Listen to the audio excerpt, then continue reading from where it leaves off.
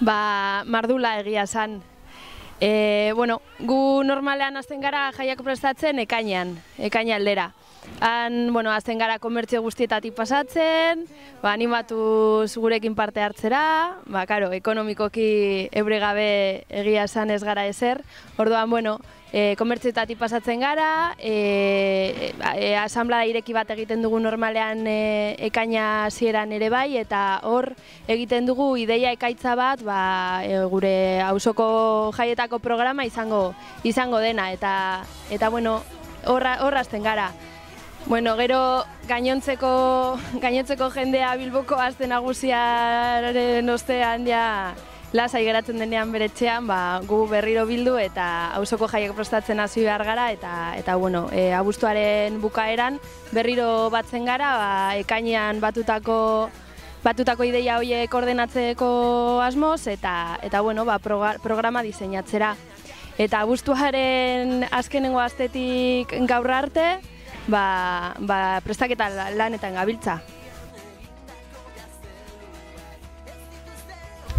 Bueno, berezia, bi aldetatik berezia. Alde batetik, bueno, daramatzagu ja urte batzuk egiten jaitziera, gero eta kuadrilla gehiagok egia esan da parte hartu izan dute jaitziera horretan mozorratuta, eta aurten badago berrikuntza bat, eta jaitziera hori izango da aldi berean jaitziera eta mozorro lehiaketa bat.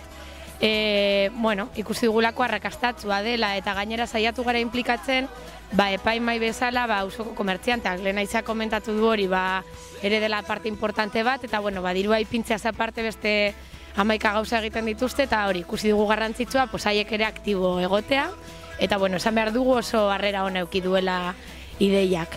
Orduan hori alde batetik aurtengo berrikuntza edo, eta gero beste alde batetik, bueno, urtero saiatzen gara pregoirako bilatzen horbait edo talderen bat, edo pertsona erreferenteren bat.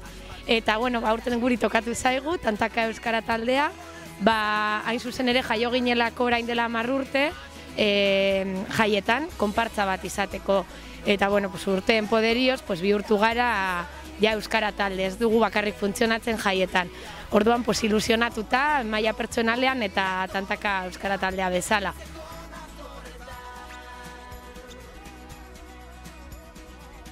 Gaur gabezin romeria dago, gero gauean gantzultzio eta kulero lasterketa osotik, auzoa berritzenek antolatutako lasterketa bat.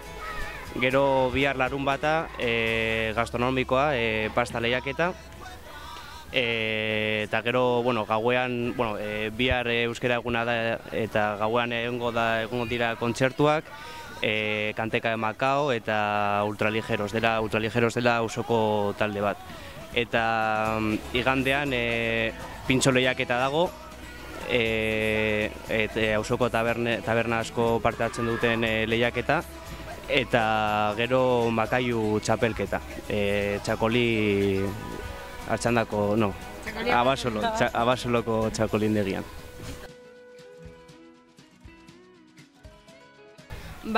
Informazio guztia jaso alduzue Twitterren, Facebooken eta web orrialdean. Web orria da aldapangora.org. Etorri Matiko eta Uribarriko jaietara! Gora Urliko!